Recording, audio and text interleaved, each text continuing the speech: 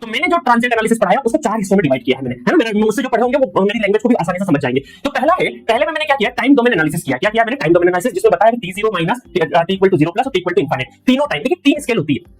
हम लोग क्या करेंगे पूरे ट्रांजिएंट एनालिसिस में, रेजिस्टेंस, इंडक्टेंस और कैपेसिटेंस। तो रेजिस्टेंस को तो अलग कर दीजिए, इंडक्टेंस और कैपेसिटेंस की जो तीनों स्टेट है कि t equal to 0 minus, t equal to 0 plus और t इक्वल टू इंफिनिट, तीनों स्केल पर के साथ बिहेवियर शो करते हैं, उसके हिसाब से पूरी जर्नी चलती है। तो इसमें पूरा टाइम डोमेन एनालिसिस करेंगे, उसका मैं अभी कॉम्पैक्ट वर्जन बता दूंगा। सेकंड में मैंने टाइम कांस्टेंट के बारे में भी आपको बताया है। इसमें हम लोग जो भी टाइम कांस्टेंट डिस्कस किए बहुत ही सिंपल सर्किट पे डिस्कस किए हैं। सेकंड नंबर पे जो टाइम कांस्टेंट है उसमें एडवांस लेवल पे टाइम कांस्टेंट कैसे निकाला जाता है वो मैंने बताया है, क्योंकि उसका यूज भी होगा। थर्ड नंबर का है कुछ स्पेशल केसेस है वो भी हम डिस्कस करेंगे, ठीक है। और फोर्थ नंबर का है लैप्लास मेथड, जिसको बोलते हैं फ्रीक्वेंसी डोमेन मेथड। तो पूरे ट्रांजिएंट एनालिसिस को मैंने 4 भाग में डिवाइड किया है। आप मेरे से लेक्चर जो पढ़े होंगे मुझसे उनको भी ये सारी चीजें पता होगी। चलिए वन बाय वन तो सबका मैं समराइज फॉर्म बता देता हूं, फिर अगले लेक्चर हम लोग क्या करेंगे, क्वेश्चन स्टार्ट करेंगे। बहुत इंपॉर्टेंट है, जो लोग भी मुझसे पढ़े या कहीं और भी पढ़े हैं तो प्लीज समरी के साथ साथ अगर आप न्यूमेरिकल कर लेंगे तो हो सकता है आप ट्रांजिएंट अभी के अभी सीख जाए। और जो मुझसे पढ़े उनके भी छोटे मोटे डाउट रहेंगे, वैसे तो डाउट नहीं रहे होंगे बट फिर भी छोटे मोटे अगर डाउट रह गए होंगे तो यहाँ कुछ क्वेश्चन अच्छे वाले कराऊंगा जिसमें सारे टॉपिक, हर एक कॉन्सेप्ट को मैं कवर करते हुए, टच करते हुए निकलूंगा, ठीक है। चलिए स्टार्ट करते हैं समरी। तो सबसे पहले मैं आपको बताऊंगा टाइम डोमेन एनालिसिस में t इक्वल टू 0, ठीक है।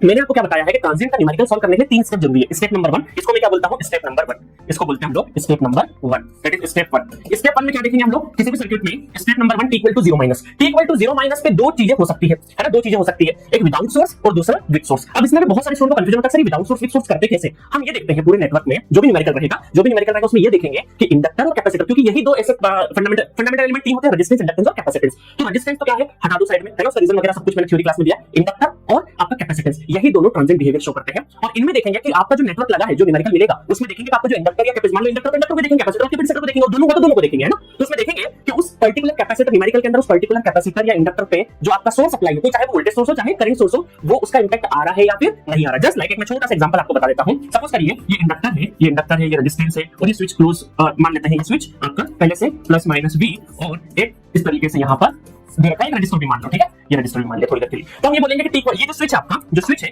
ये इस तरीके से गिवन होगा t इक्वल टू 0। इसका मतलब है कि t इक्वल टू 0 पे स्विच क्लोज होगा। बट जब ये क्लोज नहीं था उसके पहले वाला जो टाइम है उसको बोलते हैं t इक्वल टू 0 माइनस। मतलब ये स्विच का जो डायरेक्शन है, देखिए कुछ जगह पे आपको ऐसा भी डायरेक्शन मिलेगा, कंफ्यूज मत होइएगा, है ना। कुछ जगह पे स्विच का इस तरीके से भी दिखेगा, स्विच का इस तरीके से ओपनिंग। इसका मतलब क्या है कि पहले से क्लोज था, t इक्वल टू 0 पे क्या हुआ है, ओपन हुआ है। और इस डायरेक्शन का मतलब है कि पहले से ये क्या है, ओपन है और t इक्वल टू 0 पे क्लोज हुआ है।